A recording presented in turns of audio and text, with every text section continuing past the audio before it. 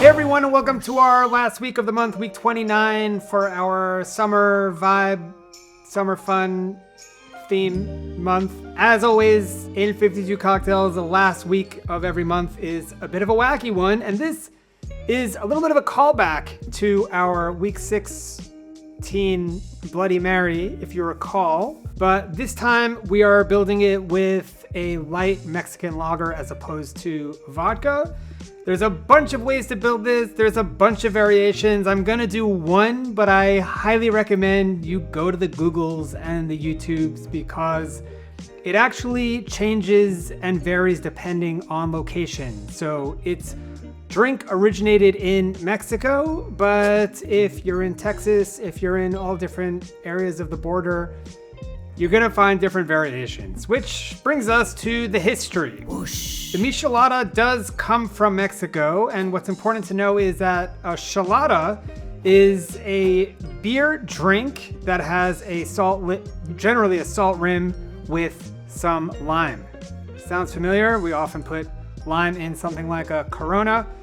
The Michelada goes ahead and adds some savory, some hot chili lime rim as opposed to just salt and lime as well. Now, you can lean savory, again, heavy on things like Worcestershire and soy sauce and clamato and the like, or you can lean a little bit light. We're gonna land somewhere in the middle, but again, I think it'll be a fun experiment and experience to just find your own path through the different variants of this wacky one. Whoosh. Oh, and there was a guy allegedly named Michel that from the chelada started adding these things, so they would order Michel's chelada and Michelada.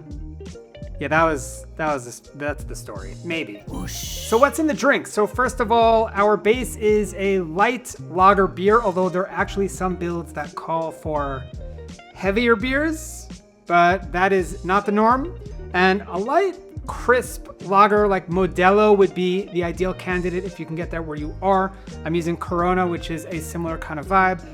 Like vodka, in a way, it's not going to interfere as much with all the other things happening as opposed to something like an IPA, a very hoppy, spicy beer will start to grab the spotlight and won't really play friendly with all of these other things that are going in. I don't want to get too detailed this week about the breakdown of what's in the drink, because like Bloody Mary, it's a lot and it's all over the place, but they all add a bit of funk, right? We have your hot sauce, which I'm using Tabasco. Ideally, you would use something like Cholula, which is a Mexican hot sauce that was classically used in this drink. Soy sauce is very optional, but I just saw this very cool YouTube video, which I highly recommend you watch.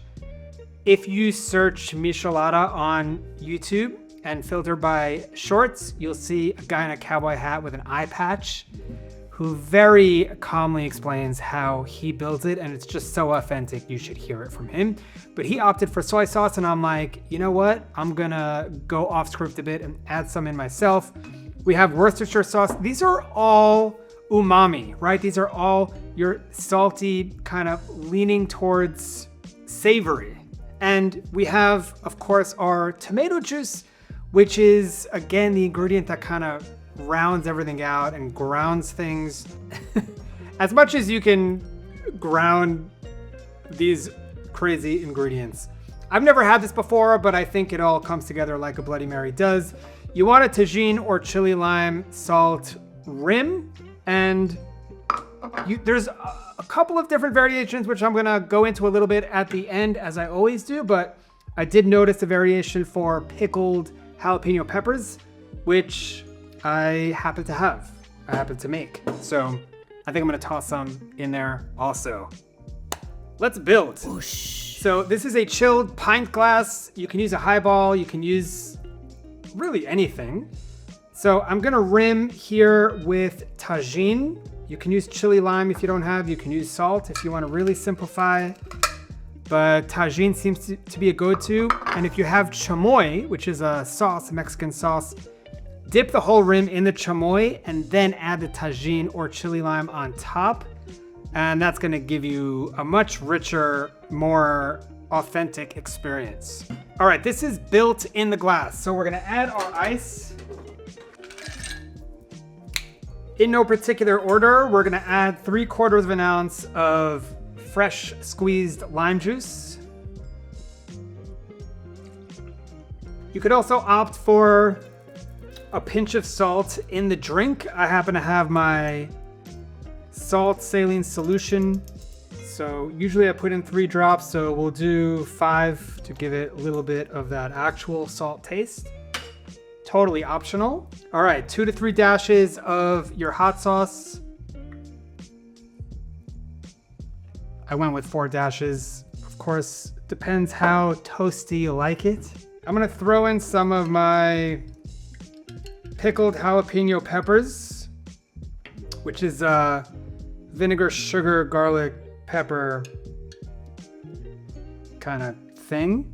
Also getting some drops in there. I think I'm more scared than I was building the Bloody Mary. This is getting a bit crazy. And we're gonna use this same spoon to open up the Corona, because that's what we got. And now we gently pour. You know what? First, let me give it a quick mix before the beer comes in.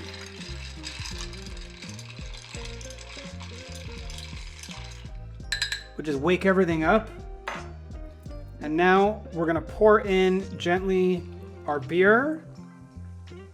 Don't fill it all the way to the top, okay? We can always add a little more if you need, but this drink is actually meant to be sipped and then topped up. So the first few sips are gonna be the most intense. There's the most happening here. And then as you go, you have the beer next to you and you keep refilling.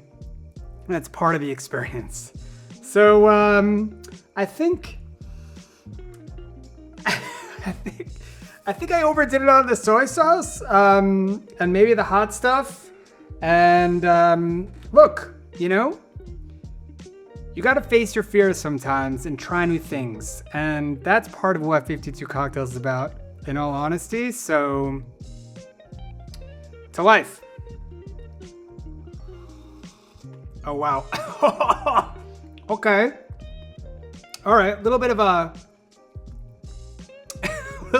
kick in the back of the throat. Let me try the non-tagine side, because I think it's maybe intense enough. Oh, I forgot the tomato sauce. We're gonna do 2 ounces of tomato juice. Again, you can use a Clamato as a variation, and I am gonna give this a mix. And Clamato is just more of that savory, which will surprisingly go very well with everything else that's going on here. And our garnish is a lime wedge.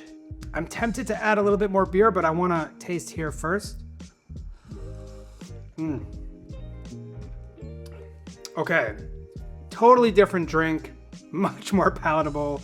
Listen, there is a spec that calls for exactly what I built without the tomato juice. It's a bit of a kicker on the back of your throat, but I could see somebody out there enjoying it as is. For me, I feel like the tomato juice just completely packages this drink and delivers it in a way that is probably more palatable for most, at least folks like me. Now I want to try the tagine side also. It leans much more Bloody Mary-esque. In fact, it almost tastes like a Bloody Mary at this point.